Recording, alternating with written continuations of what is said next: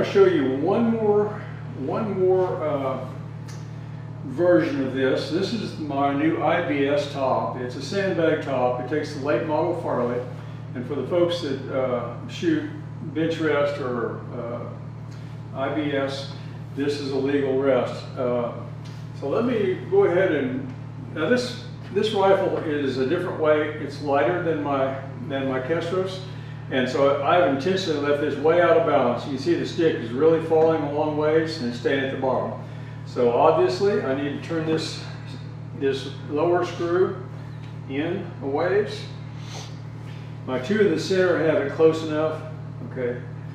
All right, so now I'm a little bit too far in. It's trying to come up off the bottom, so I'm going to back it out a little bit.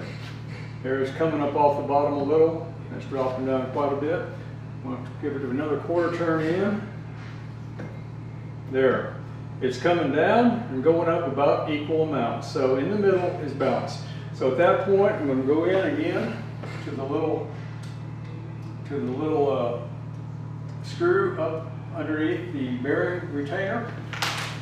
And at that point, snug that up and that stick will stay wherever I put it. And the center being a balance. And it also gives resistance to the joystick stub from rotation.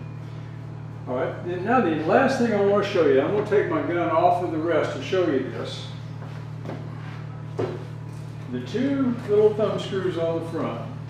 All right, I've got them completely backed off, and that's another thing I forgot to tell you. Back those off before we start with the counterbalance. We want to get all the friction out of it so we can actually feel where the center of balance is. And so with these backed off, what little amount of play there is in the bearings, in the linear bushings, translates into just a little bit of front to back motion at the top of this rest. I don't know if you can see it or not, but I'm actually moving it maybe 30 or 40 thousandths at the top. All right, so what I'm going to do, I'm going to turn these, turn around here where you can see it. Now I'm talking about these two black thumb screws. And so they're back completely off. So I'm going to run them in until they touch, and what they're bearing on is a Teflon strip. The Teflon is bearing up against the XY block assembly. So once I feel it touch, I'm going to turn it in about a quarter turn and lock them down. That adds almost no friction to the joystick, but it does take all the play out of the rest, front to back. So now you're set up, you're ready to shoot, and unless you change guns, you don't have to go through this again. And even if you do, it's no big deal. All you got to do is back these two thumb screws off in the front, reach in from the bottom, loosen your set screw, and at that point your joystick is free to move, and put your gun on it and go through the balancing process until it's centered.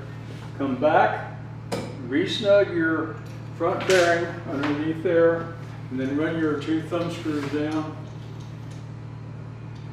You get the shake out of it, and you're good to go. Once you've done this a time or two, it's going to be super easy.